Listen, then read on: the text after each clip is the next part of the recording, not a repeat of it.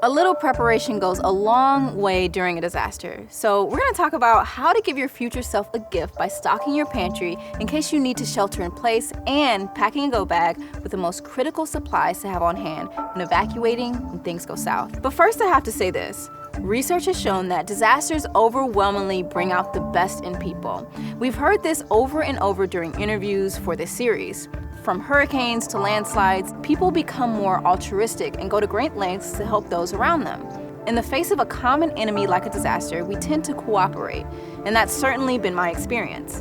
I live in Atlanta, Georgia. If a hurricane makes it this far, we usually don't have to evacuate, but we are likely to lose power. And that's exactly what happened when Hurricane Zeta barreled through the city just 2 weeks before filming this episode.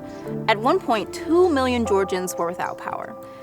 What you need to do to prepare depends on your area and type of hazard, so stay with us.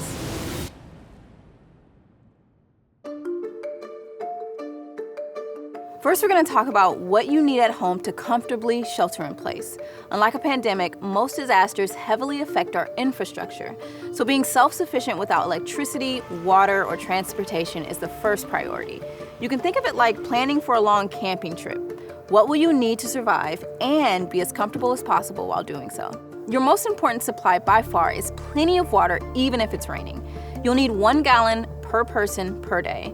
Experts recommend having enough for 2 weeks, so for a family of 4, that will come to a total of 56 gallons of water. Next, you'll want to have 2 weeks worth of food. Now, that's probably more than you think, but the easiest way to do it is with a pre-packed disaster food kit with dehydrated meals. But that can get expensive. So my strategy is this. Whenever I have an extra can of soup or mac and cheese or something else that I know won't go bad, I add it to my Apocalypse storage bin. After a while, I have a lot of food and it never felt like a big expense. And I don't drink coffee, but if you do, plan to add some caffeine.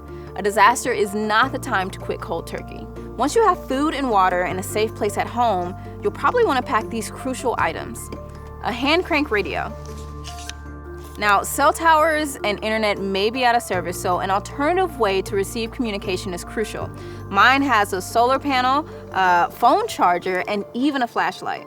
A headlamp or flashlight, and extra batteries. And while we're talking about batteries, you're also likely to need an extra mobile battery for your phone. As long as cell towers are working, your phone will be a crucial tool to get help and tell family you're safe.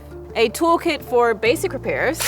You may not have immediate access to medical treatment depending on the severity of your disaster, so pack a first aid kit. In my first aid kit, I have a wound care section with things like antibiotic ointment, Band-Aids, and antiseptic towelettes. In a disaster, even a small cut can lead to a life-threatening infection. In fact, the World Health Organization estimates that in 2017, sepsis accounted for a staggering 20% of all global deaths. Taking a first aid class is a great plan since you're probably not going to be able to get the help that you're used to during a disaster. Just a little bit of basic knowledge can save your life. Also, make sure to include extra prescription medications since pharmacies may be closed for a while. Pack photocopies of important documents and seal them in a plastic bag so they don't get wet. At the very least, remember to include your identification, health insurance cards, and info for predetermined out-of-state contacts so that you can get in touch even if your phone dies. I also highly recommend stocking up on personal toiletries. Listen, you don't need 10 weeks worth of toilet paper, but do make sure you have things like soap, toothpaste, and whatever items you generally use. I like to keep some extra chapstick handy. But unfortunately, you won't always be able to shelter in place, either due to evacuation needs or because your home didn't make it or is unsafe to be in. In situations like this, you'll want to rely on your go bag for supplies. You can think of it like a portable version of your pantry, but with a few modifications. As with your pantry, water comes first. Keep several bottles of water in your bag. Also, purification tablets come in handy if clean water isn't available. Next on the list, again, is food. You want to prioritize non-perishable, high-calorie snacks. I've got some energy bars and some dried fruit. You're also very likely to need access to money, so keep some extra cash and a credit card in your bag. Since a lot of things you'll need in your go bag are also things you need in your pantry, you can just store those items that we mentioned before, like the hand crank radio, those important documents, extra batteries, and a mobile phone battery in your backpack so it's easy to pick up on your way out. Also, a smaller but similar first aid kit. Another thing that I love to keep in my bag is a miniature portable version of my toolkit, a multi-tool. It has all sorts of useful things on it, from a screwdriver to a knife, even scissors. Also, don't forget to bring an extra change of clothes appropriate for the weather where you live. Remember, a couple pairs of clean socks and a jacket, even if it's warm. And last but not least, leave a little extra room in your bag for your valued personal items. When we talk to people who evacuate, nearly everyone said they grabbed a few important items like wedding rings, a photo album, or whatever is most important to them. If 2020 has taught us anything, it's that you never know what the future holds. Prepping can seem daunting, but doing something is a whole lot better than doing nothing.